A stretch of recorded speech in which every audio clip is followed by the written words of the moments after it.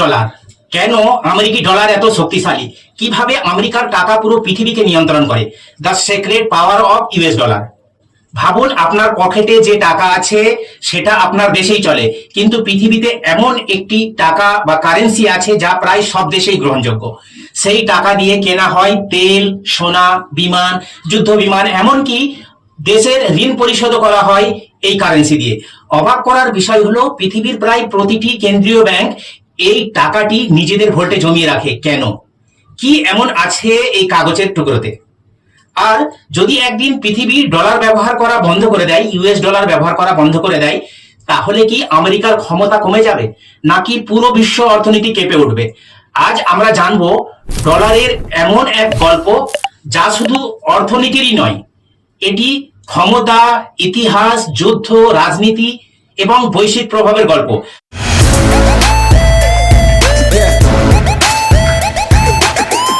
আজ পৃথিবীতে প্রায় 180টিরও বেশি জাতীয় মুদ্রা রয়েছে, যেমন ভারতীয় রুপি ধরুন, বাংলাদেশি টাকা, ইউরো, জাপানি ইয়েন, ব্রিটিশ পাউন্ড, চীনের ইউয়ান।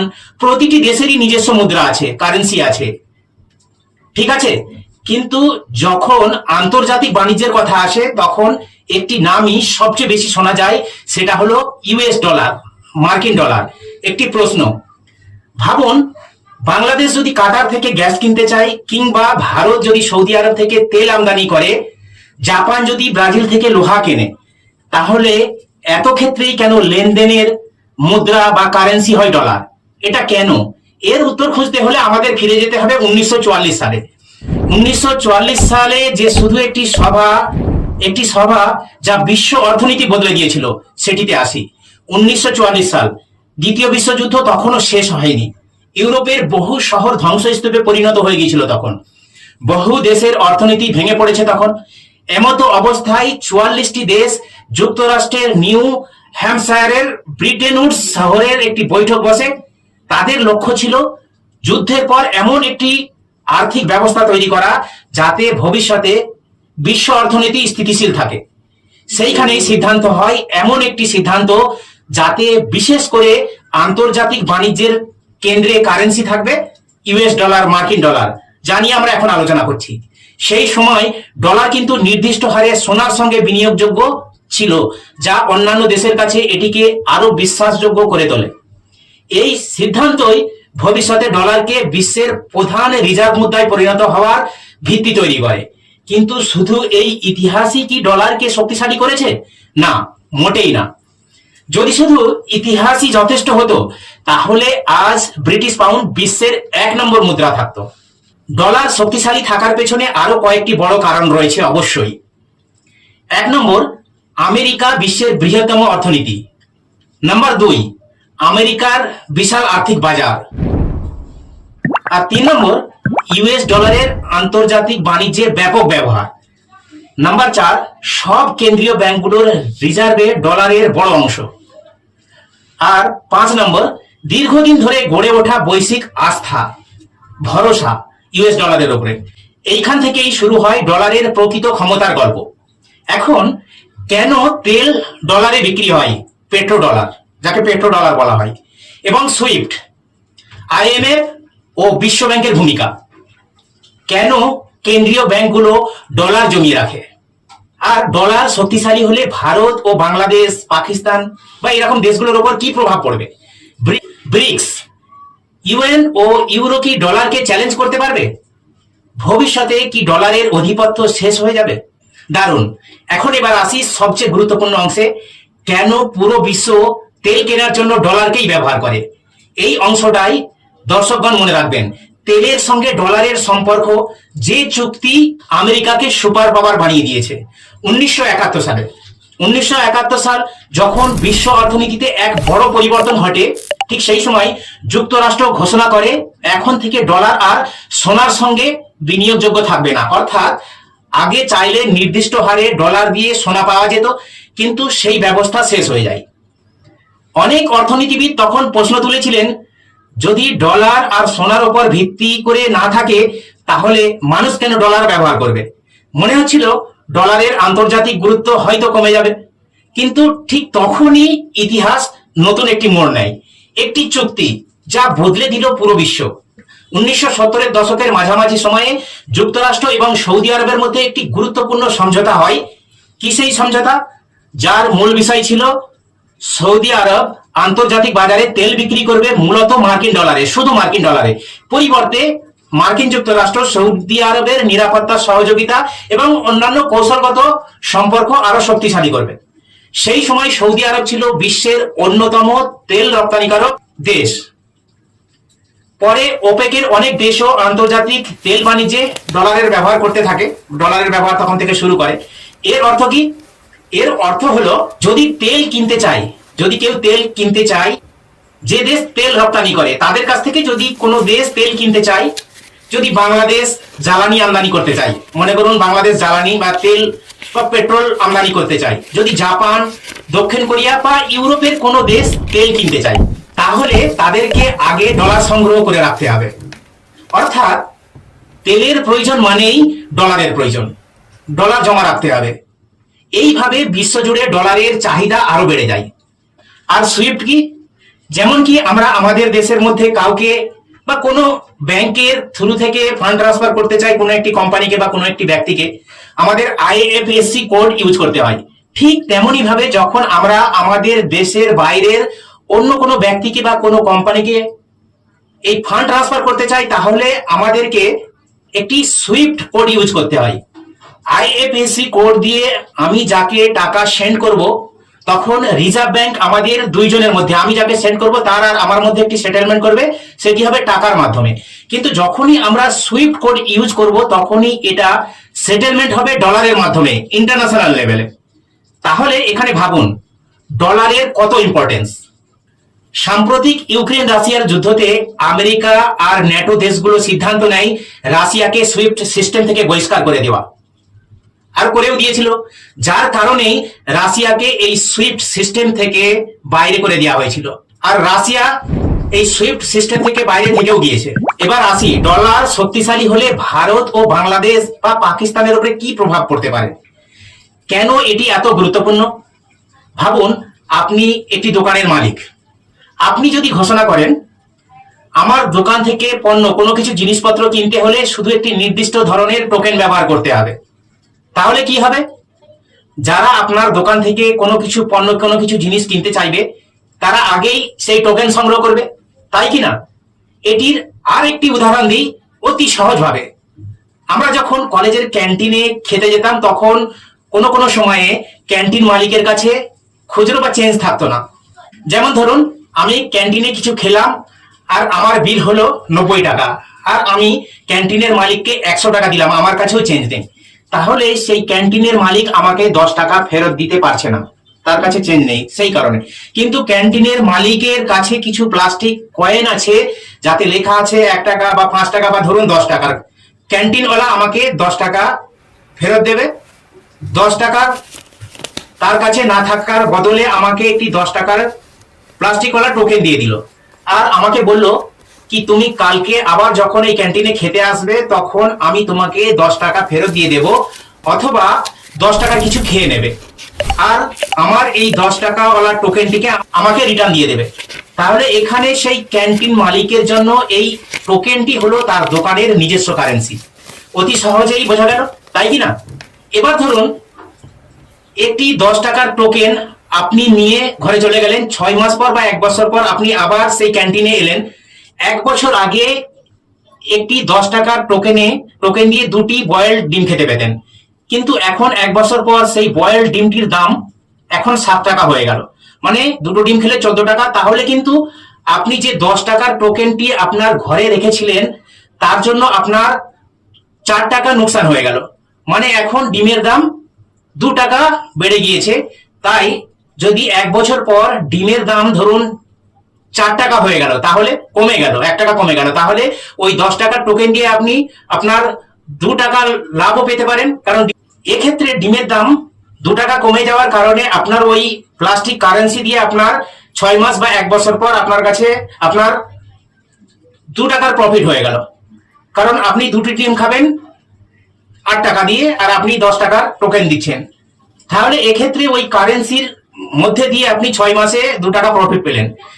কিন্তু বিশ্ব অর্থনীতিতে বহু বছর ধরে ডলার অনেকটাই ঠিক সেই টোকেনের মতোই ভূমিকা পালন করছে, তাই নাকি বলুন? তেল ছিল বিশ্বের সবচেয়ে গুরুত্বপূর্ণ পণ্যগুলোর একটি, তাই তেলের আন্তর্জাতিক বাণিজ্যে ডলারের ব্যাপক ব্যবহার তার বৈশ্বিক অবস্থানকে আরো শক্তিশালী করে।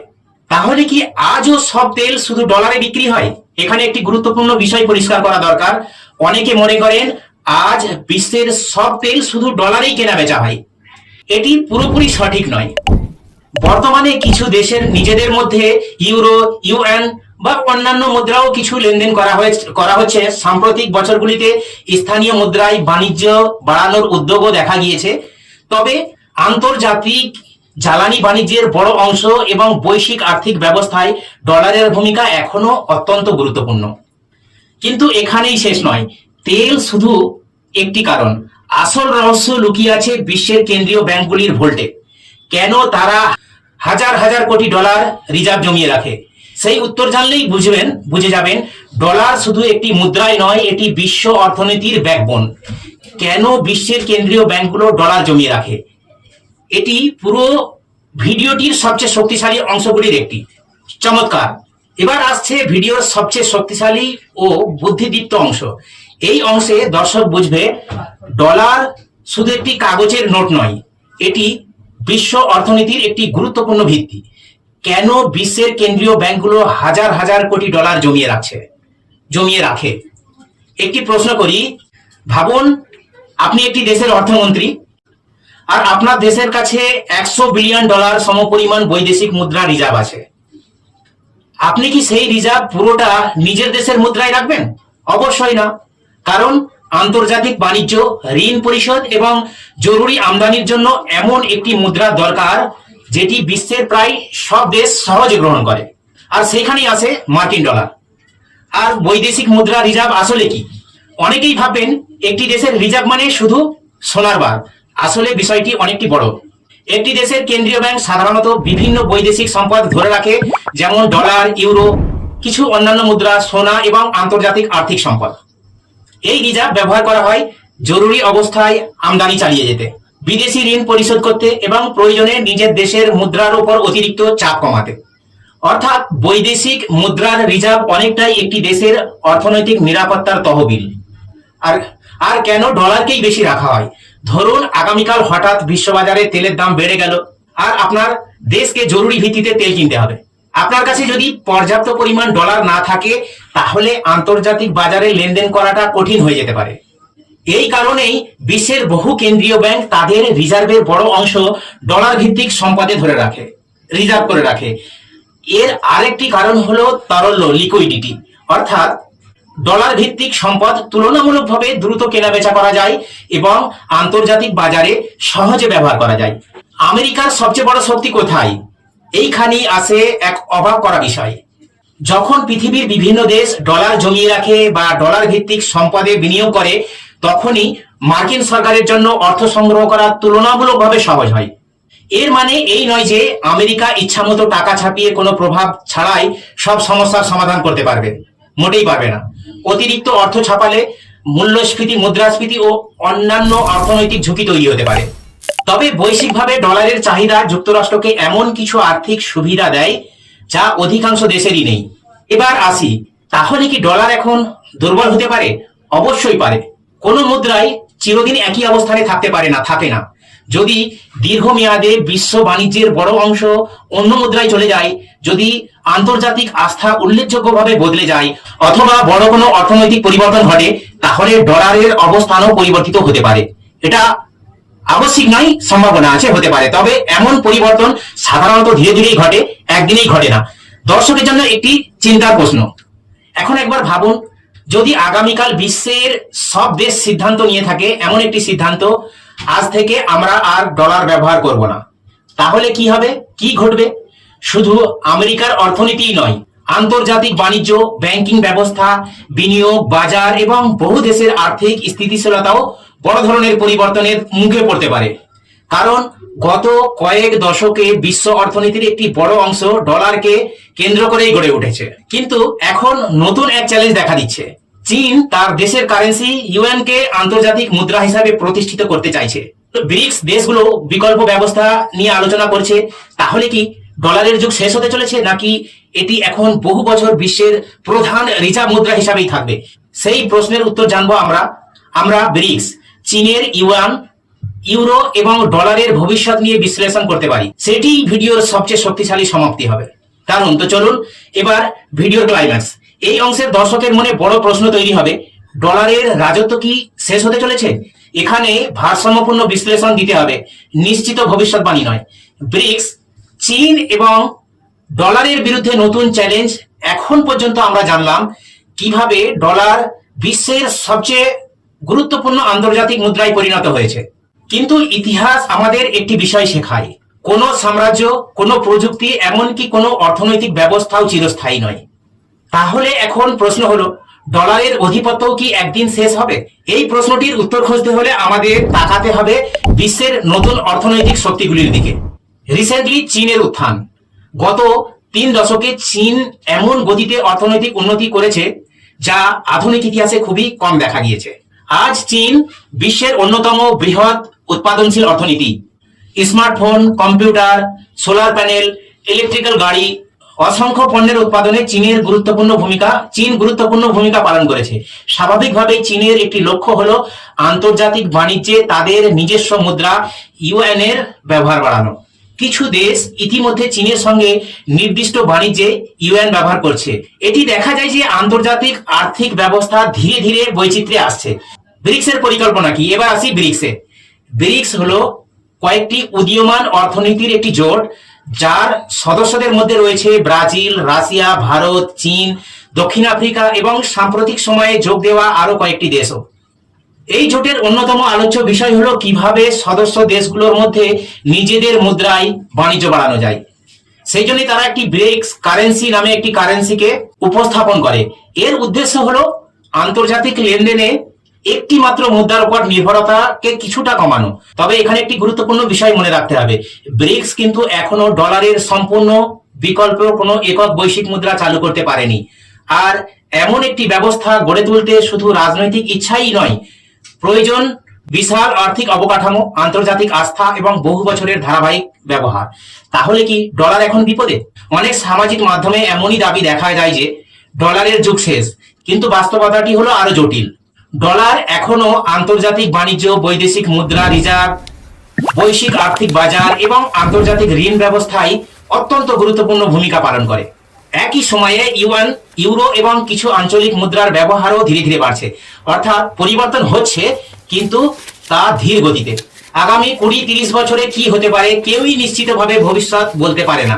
তবে অর্থনীতিবিদদের আলোচনায় সাধারণত 3টি সম্ভাবনার কথা উঠে আসে। প্রথম সম্ভাবনাটি হলো ইউএস ডলার আরো বহু বছর বিশ্বের প্রধান আন্তর্জাতিক রিজার্ভ মুদ্রা হিসাবেই থাকবে। দ্বিতীয় সম্ভাবনা, ডলার প্রধান অবস্থানেই থাকবে, তবে ইউরো, ইউএন এবং অন্যান্য মুদ্রার ভূমিকা ধীরে ধীরে বাড়বে। তৃতীয় সম্ভাবনা, দীর্ঘমেয়াদে বিশ্ব এমন একটি ব্যবস্থার দিকে যেতে পারে যেখানে একাধিক গুরুত্বপূর্ণ আন্তর্জাতিক মুদ্রা পাশাপাশি ব্যবহৃত হবে। কোনটি বাস্তবে হবে তা নির্ভর করবে অর্থনীতি, প্রযুক্তি, ভূরাজনৈতিক, জিওপলিটিক্স এবং ভবিষ্যতের আন্তর্জাতিক সম্পর্কের উপরই নির্ভর করে। একটি কাগজ নাকি পৃথিবীর সবচেয়ে বড় শক্তি? একটি কাগজের নোট যার নিজের কোনো অন্তর্নিহিত মূল্য খুব বেশি নয়, তবুও সেই নোটের উপর ভরসা করে চলে আন্তর্জাতিক বাণিজ্য, ইন্টারন্যাশনাল ট্রেড। সেই নোটের ওঠানামার প্রভাবের ফলে জ্বালানির দাম, খাদ্যের দাম, বিনিয়োগ, এমনকি সাধারণ মানুষের দৈনন্দিন জীবনেও। এই কারণেই ডলার শুধু একটি মুদ্রাই নয়, এটি ইতিহাস, আস্থা, অর্থনীতি, বাণিজ্য এবং বৈশ্বিক শক্তির মিলিত প্রতীক। আজকের ভিডিও থেকে আমরা জানলাম কিভাবে দ্বিতীয় বিশ্বযুদ্ধের পর ডলারের উত্থান শুরু হয়, কেন আন্তর্জাতিক বাণিজ্যে ডলার এত গুরুত্বপূর্ণ, কেন বিশ্বের বহু কেন্দ্রীয় ব্যাংক ডলার রিজার্ভ রাখে, কিভাবে তেলের বাজার ডলারের অবস্থানকে শক্তিশালী করেছে, এবং কেন ব্রিক্স ও চীনের উদ্যোগ সত্ত্বেও ডলার এখনো বৈশ্বিক অর্থনীতির একটি প্রধান স্তম্ভ। এখন প্রশ্ন আপনার জন্য, আপনার কি মনে হয় আগামী 10-20 বছরে ডলার বিশ্বের সবচেয়ে শক্তিশালী মুদ্রা হিসাবেই থাকবে, নাকি নতুন কোনো মুদ্রা তার জায়গা নেবে? আপনার মতামত অবশ্যই কমেন্ট বক্সে লিখুন। যদি এমন গভীর তথ্য ভিত্তিক এবং ডকুমেন্টারি স্টাইল বিশ্লেষণ ভালো লাগে, তাহলে আমার এই ট্রুটক চ্যানেলটিকে সাবস্ক্রাইব করে বেল আইকনটিকে প্রেস করে রাখুন। পরবর্তী ভিডিওতে আমরা জানবো বিশ্বের কেন্দ্রীয় ব্যাংক আসলে কিভাবে কাজ করে এবং কেন একটি সুদের হার পুরো পৃথিবীর অর্থনীতিকে নড়িয়ে দিতে পারে। ধন্যবাদ। আর দেখা হবে ট্রুটকের পরবর্তী ডকুমেন্টারি।